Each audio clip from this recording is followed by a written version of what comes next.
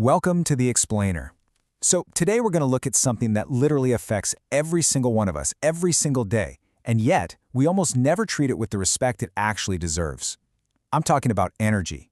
But, not the energy that powers your house or the calories you're burning at the gym. We're talking about emotional and mental energy. Think of it as your absolute most valuable, finite currency.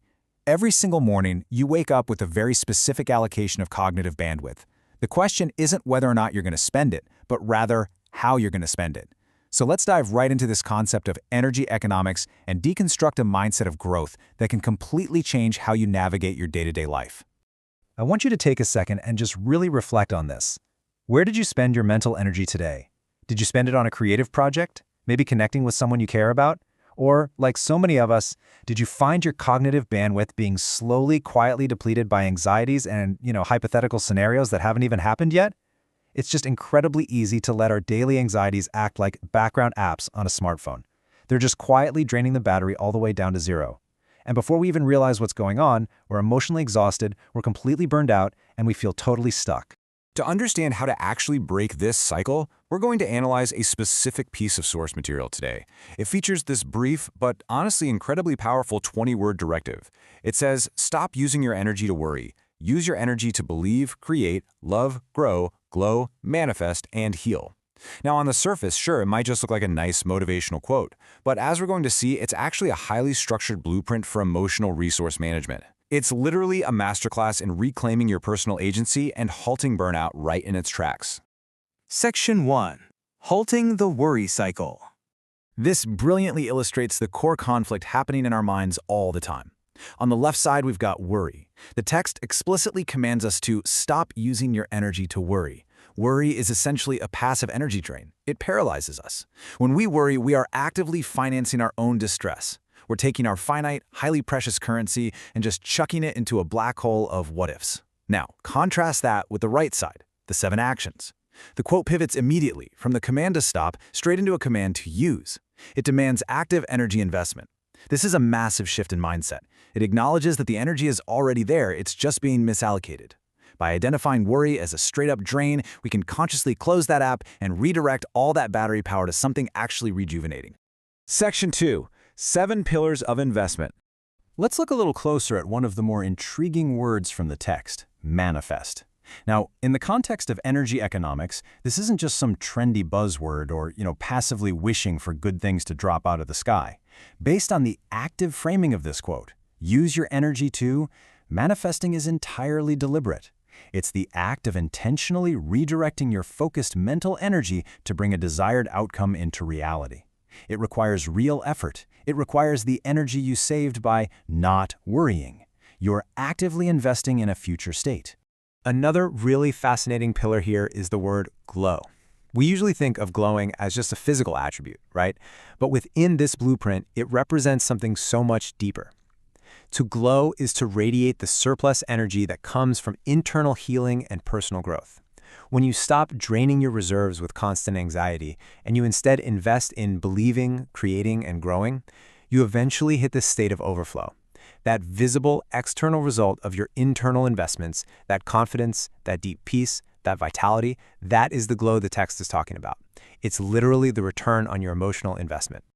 So, let's walk through the complete portfolio of investments laid out here. Believe, create, love, grow, glow, manifest, heal. Notice how these aren't just random positive words thrown together. They actually form a progressive journey. It starts internally with believe, you're setting the foundation. Then it moves into action, create, and love. These actions are what cause you to grow and eventually glow outwardly. And from that really powerful, radiant state, you can manifest your broader goals, which ultimately leads to the final word, heal. Now, healing takes massive amounts of energy.